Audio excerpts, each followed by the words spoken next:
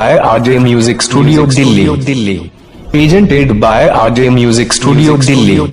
हमारे YouTube channel RJ Music Studio Delhi को लाइक and subscribe. अपने नाम के गाने रिमिक्स करवाने, फोटो लगवाने के लिए संपर्क करें। फ्री में करवाई संपर्क करें। Mobile number 7011111486। Rajan Raj DJ. ये आई बालटिन में लाल पियर घोरबो सुनै छी। ये आई बालटिन में लाल पियर घोरबो तोरा लहंगा के होली में रंगबो। रिमिक्स बाय में राजन डीजे भूपेंद्र राज डीजे के लिए संपर्क करें 87 तोरा लहंगा के होली में रंगबो।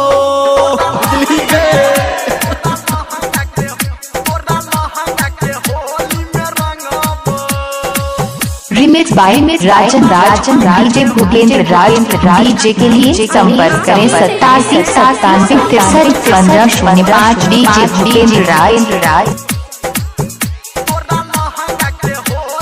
फागुन महीना के छैली लहरी पकड़ लेबौ तोरा दिन के दुपहरी। कते बचबिही फागुन महीना के छैली लहरी पकड़ लेबौ तोरा दिन के दुपहरी। ये आही सारी तोहर छौरी भनबो। ये तोहर सारी आई हम भनबो तोरा लहंगा के होली में रंगबो।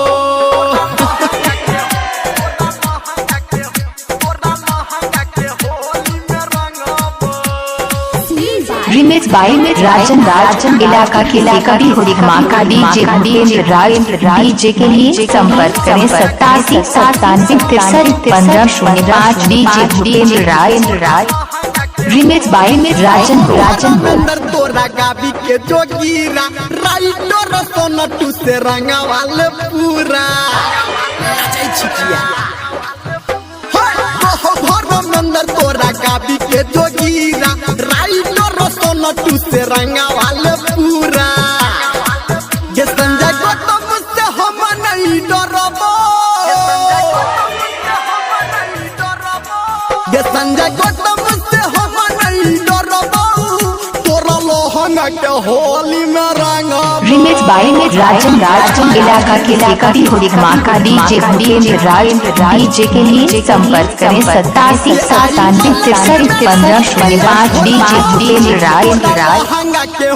रिमिक्स बाय में राजन इलाका के कभी हो धमाका डीजे भूपेंद्र राज डीजे के लिए संपर्क करें 87 डीजे भूपेंद्र राज।